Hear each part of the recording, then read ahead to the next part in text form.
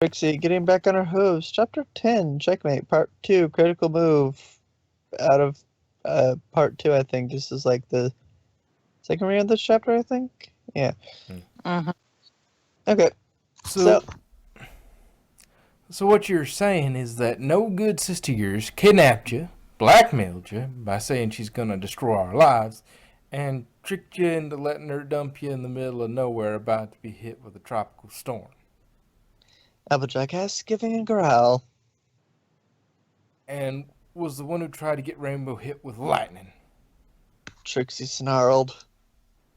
Yes, that's exactly what she did. Then she lied about the outcome and still intended to destroy your lives anyway. Trixie really should have seen that coming. She can't believe she fell for that. She said, looking generally upset with herself. Trixie would have let all of you lose everything thinking she'd done the right thing. That no good low-down polecat. Applejack yelled and blinked. No offense, Sally. She said to the skunk, who shrugged and went about her own business. How could she do that? Fluttershy yelled, looking the maddest. Trixie had never Trixie had ever seen her. She looked about ready to fly off and give Checker a good talking to. Fluttershy. Hold on, I haven't done. Fluttershy. I know how Checker is a big meanie, but right now Trixie needs help. Pinkie Pie exclaimed, looking generally angry, but a bit calmer. She may have been weird sometimes, but even she could see Trixie was being the most important thing right now.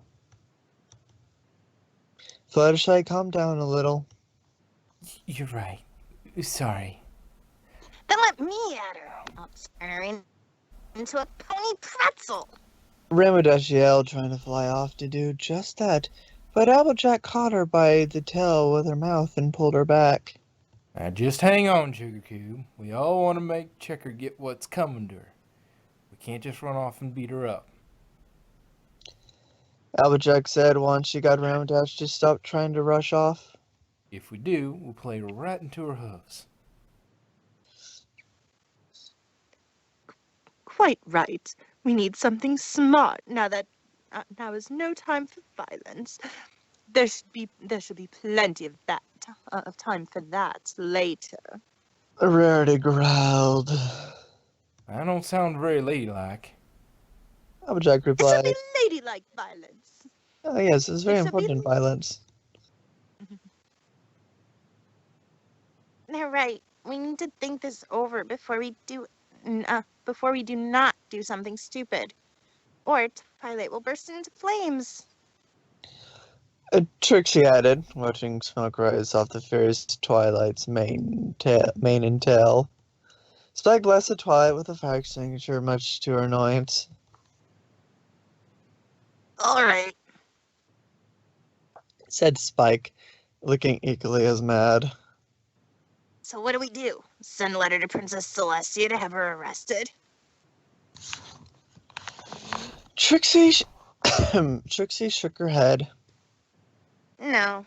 Even she can't arrest Checker without evidence. Her detractors give her enough grief for the punishment she justifiably hoofed out to Nightmare Moon in Discord. That's our primary obstacle. We have no evidence. So long as she has that card in her hooves, we can't touch her without giving her the opening to sue us for libel. She said, trotting over to the window and looking out carefully, so as not to be seen herself, getting an all clear from Owlicious. She's right, Said Rarity, irritated by that. Checker isn't like Nightmare Moon, Discord, and Queen Chrysalis. She's got protection, and we can't just fight our way through. Right now, Checker doesn't know Trixie has returned. That gives us an advantage. She also likely doesn't know you seven know of her plan. Trixie said, looking back. So she doesn't hold all the cards. So we have the element of surprise. said Twilight, shaking off the extinguisher foam. How can we use it? Trixie sighed. Trixie doesn't know. Trixie's never been able to defeat Checker at much of anything. Wait, didn't you tell Applebloom you beat her at a game once? Asked Applejack, scratching her head with her hoof. Trixie nodded. Yeah, chess. Oh, great. How's that gonna help us? Asked Ramodash, frustrated at how this was going. Wait, Trixie, how did you beat her? Asked Twilight, serious. Trixie thought about it seriously. It was a rather simple. She merely positioned her pieces in such a way that Checker was Trixie's eyes widened. tricked into defeating herself. That's it. Ramodash blinked. What? We're gonna beat her at chess? Trixie shook her head. No, think. What is Checker's true strongest weapon? Nah, we can't touch her without getting sued. We knew that already. Trixie smirked. Correct. And the only way to stop that is to show too many witnesses for her to cover up who she really is. And the only one who can do that is Checker. Twilight gasped, giving a smile. We tricked Checker into defeating herself. That's brilliant. One problem. Rainbow interrupted. How do we do that? Twilight looked thoughtful for a moment, then got a smirk and looked to Spike seriously. Spike, take a letter. I've got an idea. Trixie lay down on the couch. The others felt she could get some needed rest while they ironed out their individual parts of the plan and their backup plans. Always have a backup plan. Trixie knew hers and was about as ready as she could be, but still something was bothering her. Hey, Trixie? Applejack said, trotting over. Trixie jumped, then looked embarrassed. Hello, Applejack. Trixie, sorry. She thought you were talking with the others. She replied, settling down. Nah, I got the easy part. The others are all getting everything in order. Said Applejack, then looked serious. Trixie, you sure you're ready for this? Trixie nodded. Yes. Trixie just wants this nightmare to be over. Applejack nodded, giving her a comforting smile. I know, Trixie. What that mare has done to you, no pony should ever have to live through. Trixie gave the orange earth pony a grateful smile. Thank you, Applejack. You're a good friend. She replied, then looked a little guilty. Applejack put a hoof on her shoulder. You're still feeling guilty over taking Checker's choice, aren't you? Trixie nodded slowly. Trixie thought she was protecting you all. All she did was make you seven more vulnerable than ever. And she should have known better. Half the demons you seven helped her exercise were caused by Checker's lying. How could Trixie have not seen it coming? Sugar Cube, what kind of situation were you in at the time? The earth pony asked, sympathy in her tone. Trixie was suddenly alone in a dark cave, faced with the fact that her sister was a madmare, out to destroy her and or all of her friends, and one of the few ponies she considered a close friend as a filly was working for her. Trixie explained, giving a shudder at the memory. So you were alone in a scary place, come face to face with a nasty thing you didn't want to face, and then after all that, given a choice you didn't want to make, and couldn't come up with a way out? Trixie nodded with a sigh. Yes, that's exactly it. Trixie, we all know what that's like. Well, except for Rarity and Fluttershy, kinda. But they got their own baggage out of it. Applejack replied, giving an understanding smile. Trixie blinked. What? Discord did the same thing to us. Lured us into a maze after spooking the horse apples out of us. Then separated us. We were all alone in a spooky hedge maze, and he made each of us face something we didn't want to face. Ended up tricking us into thinking things that were far from the truth. Applejack replied, a bit of pain making its way onto her face. When all the truth does is make your heart ache, sometimes a lie is easier to take. Trixie blinked, a little unnerved, seeing strong-willed Applejack clearly hurting. She knew what Discord had done to her, but it was just a little shocking to see someone so strong-willed still carrying scars. He made me think our friendship was going to fall apart and that telling lies were kinder than telling the truth. It'd be the right thing to do to lie to my friends about what I saw, and I believed him because I was alone, scared, and just got hit with something that really hurt to face. If I hadn't listened and told Twilight, maybe we'd figured out his game. I made the wrong choice, and, well, he brainwashed me, but even before that, I started to buy into the poison apples he was peddling. AJ admitted, giving a shudder at the memory.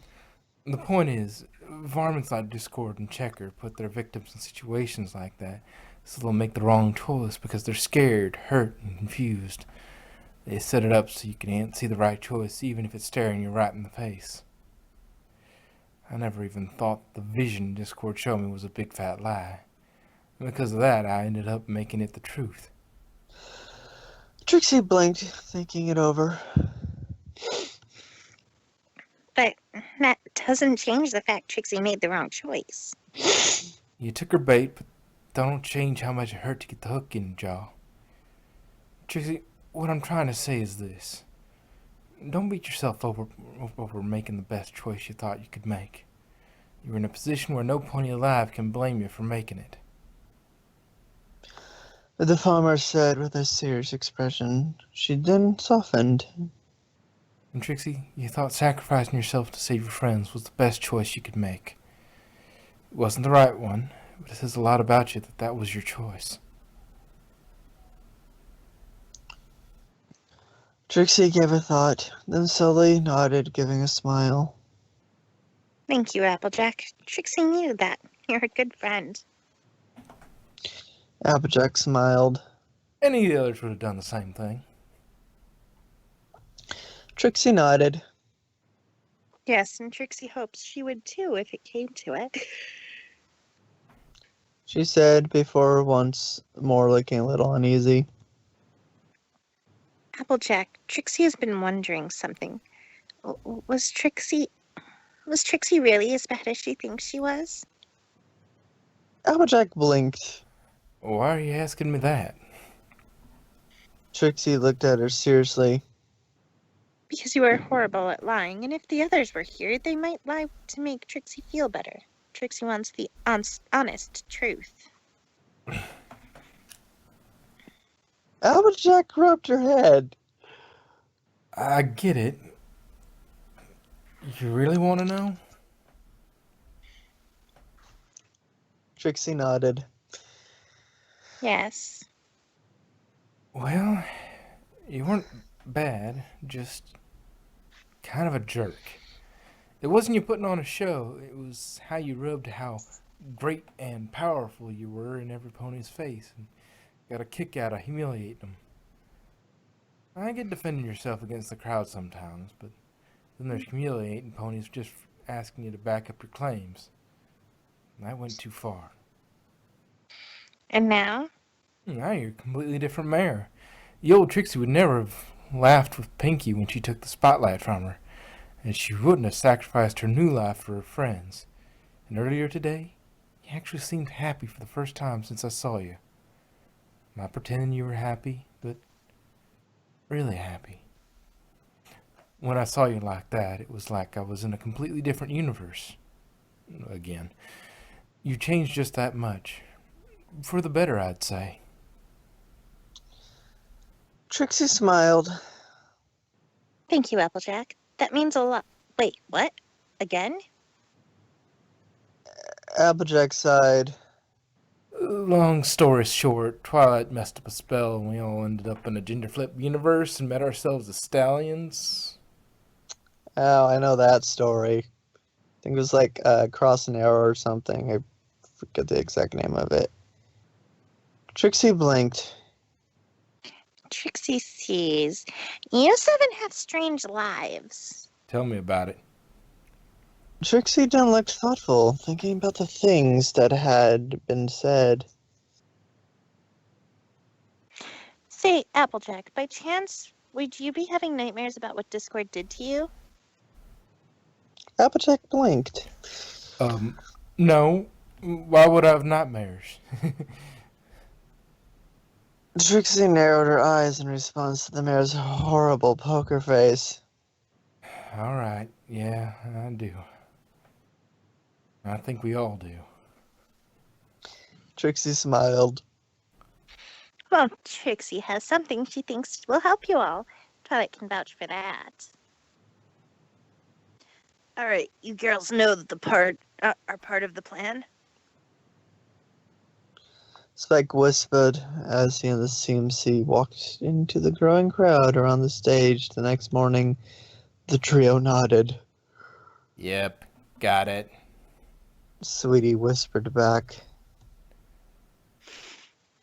Well, look what the cat dragged in. Oh, great. Just what we needed.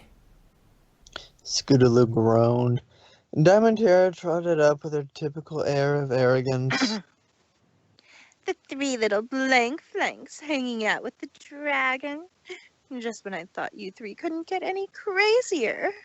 Spike snarled, but Apple Bloom put a hoof on his shoulder and shook her head.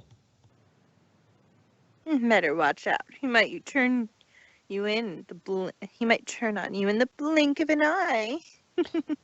Diamond added, getting Spike to ground, smoke to come out of his nose.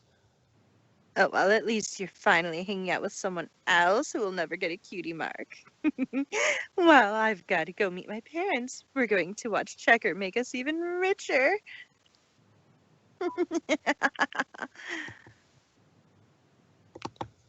Sorry, she said with a cackle. Settle down, Spike. Apple Bloom said, holding the baby dragon back. She ain't worth it. Yeah, she's just a bully. Wait.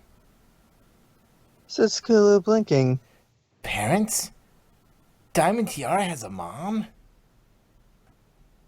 Diamond walked away, running right into Checker, now wearing the dress Rarity had crafted for her. Oh, hello, Miss Monarch. She said, giving a smile. I saw what you did back there. Checker said, causing Diamond to look a little nervous, until the mayor gave an approving grin. Good job. You really are a lot like I was when I was a kid. Keep up the good work. Someday you might just be like me. Diamond Tiara smirked back. Thank you, Miss Monarch. I will. She said, looking up to her with a bit of admiration. Alright. Try again, Trixie. Twilight said, sitting next to an open book in Fluttershy's living room as Trixie concentrated.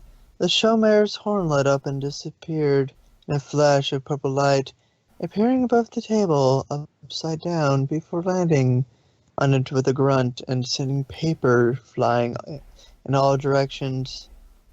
Trixie gave a sigh. Well, that went fabulously. She said in a complete deadpan voice as Spike laughed a little. What? Why are you teaching Trixie teleportation again? So if the plan doesn't go right, you can teleport out of harm's way. Wow, this is like the episode where she tried to use teleportation to teleport objects. I'm sorry. The purple unicorn replied. That, and it could come in handy during a magic act. She stated, then gave a smile. That wasn't bad for a beginner. You just need to remember to properly align yourself when you arrive. Trixie sighed. Well, Trixie didn't even know she could learn how to teleport in the first place. It counts as stage magic, so it's no surprise.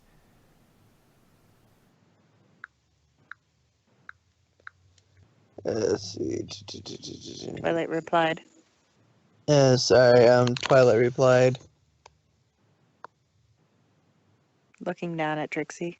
Oh, sorry. For some reason, my thing just jumped up a lot. Twilight replied, looking down at Trixie. And you taught me the fireworks spell. I thought I'd return the favor.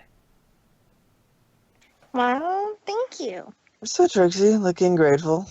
She really was. Her nerves were just affecting her. After all, they were preparing for the final showdown with Checker. It was a little wonder she was on edge. She then rolled her eyes up to look at the book her head had landed on. She got up and looked at it. A reference guide to dreams? Why are you looking that up? Because me and Pinkie Pie had a shared dream the night before last. And I think the others did too, but I'm not sure. Twilight explained, looking a bit concerned. I looked up how that was possible and found out that two unicorns occasionally share dreams when their magic signatures align just right. The alignment creates a link between their subconscious minds, causing them to share the same dream. Trixie blinked. Right, but Pinkie Pie is an Earth pony, an exceptionally strange one, but still an Earth pony. And most of the others aren't unicorns either. Exactly. That's the strange part. Maybe our elements of harmony and the link we have through them may have had something to do with it. The unicorn replied, but didn't look too certain. Still, that isn't the only way this can happen. She continued, generally unnerved. Listen to this. There exists a spell in the field of psychology that allows one pony to begin sharing a dream with another pony at will. This dream infiltration spell works on the same principle as normal shared dreaming, linking the two subconscious minds, but can be used on any type of sentient being. If abused, the spell could be used for nefarious purposes. For this reason, even using it is outlawed without a psychiatrist's license. She read, sending a chill down Trixie's spine. I can't imagine how someone can abuse the spell, especially if they knew your grandmother's trick.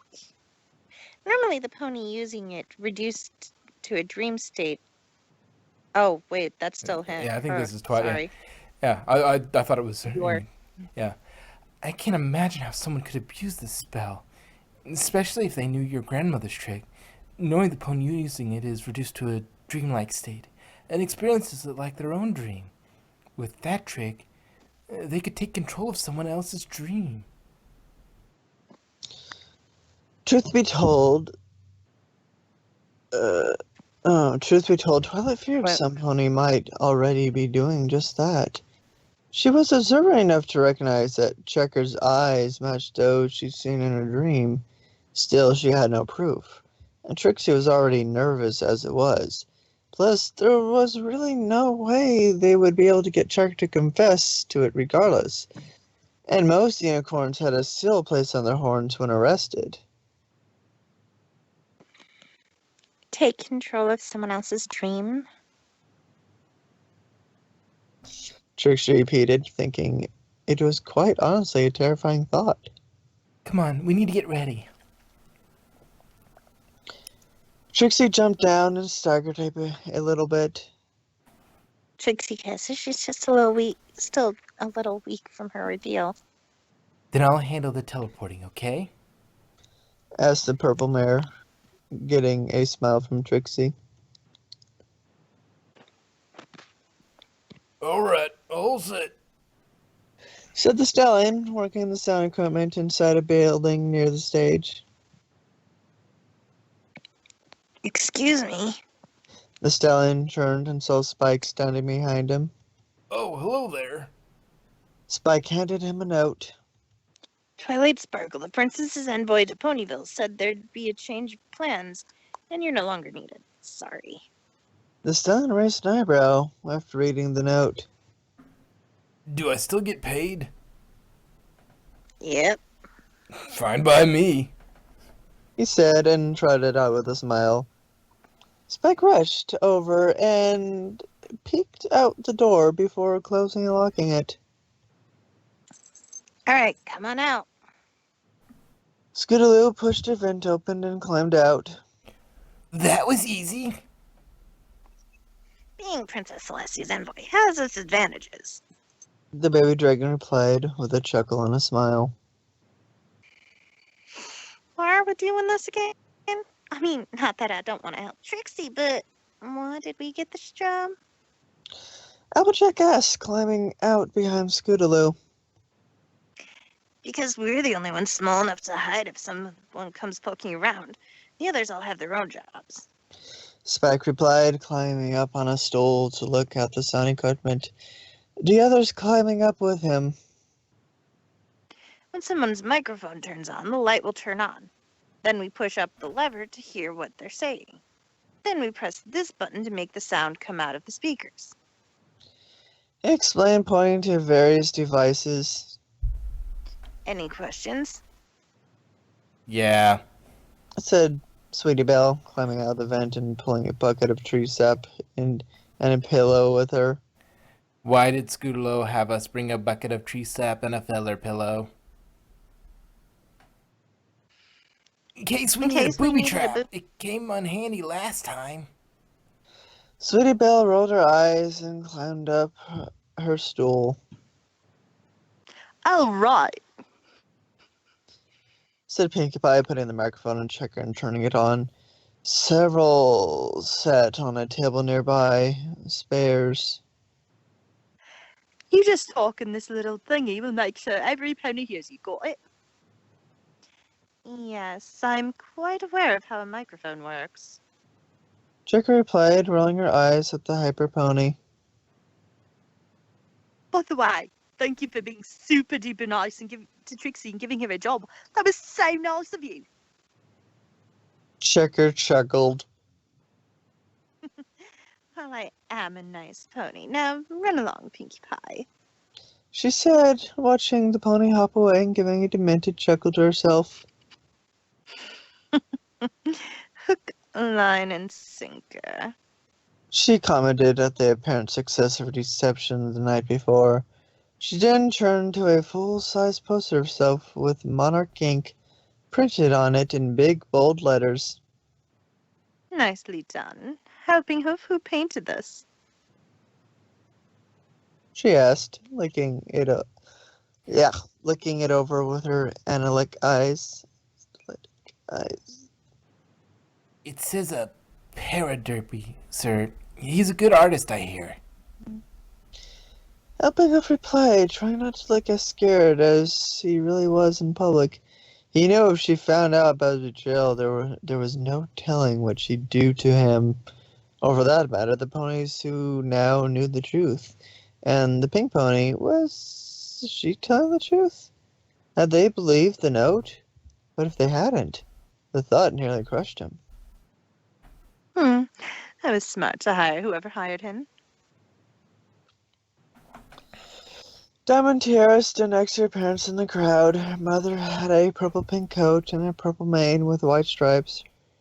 Her key mark was a golden tiara, which matched one she was wearing. She generally looked pretty free-spirited. Diamond leaned against her mother. Mom, I'm glad we get to spend the day together. She said, giving an honest, genuine smile. The bear looked down at her daughter with a warm smile and nuzzled her. I am too, Princess. I'm sorry we haven't been able to spend time together like we used to. I just had a tiny nervous breakdown is all. But everything is better now. I know not to overwork myself like that again. Diamond gladly returned her mother's nuzzle, then looked back to the stage, She saw Silver Spoon standing nearby with her parents and waved. Rarity, dressed in one of her custom dresses, sat down next to a female pony in business wear. So, you're one of the investors? Yes. The man replied in a rather snooty voice. Well, I think that's a wonderful decision. Ponyville needs the business. Said Rarity. After all, what better place for a mall? And that's the idea. Such a brave move, too. I mean, sure, there were attacks by Nightmare Moon and Discord, dragons. We're in the migrating path, by the way, Cerberus, and it nearly got eaten by parasprites. Oh, and the Ursa Minor attack. And, of course, it's not on the it's on the outskirts of a monster-infested forest of death. But I'm sure it'll all even out in the end. The investor looked positively shocked. I didn't know all of that. Oh, I'm sure it'll be okay. After all, I work out of Ponyville and I'm a successful fashion designer. The investor gave a sigh of relief. Like, I've thank only been you. I've only been emotionally broken by Discord, attacked by a manticore, kidnapped by a giant rampaging dragon, had my shop eaten up by parasprites, been kidnapped by diamond dogs, had my diary printed in a newspaper by a bunch of fillies this year. The fashion designer explained. The investigator gulped. I see. Well, it is a scary place sometime. Said Rarity. Then I thought occurred to her. What could make this more than just Plan B? But that means it'd be a perfect place for a theater, perhaps. Would add a little atmosphere, Scary plays are better in a scary place, and lots of adventures happen here. Lots of atmosphere for your stories to be told. We don't want to have one, unfortunately, we don't have one. Unfortunately, ponies have to go all the way to Manhattan just to enjoy a play. Canterlot only has plays during holidays, and our auditorium is full of important events only. A shame, really. The plays we had here the day before yesterday was very successful. Paid off all the damage inflicted by the Ursa Minor attack.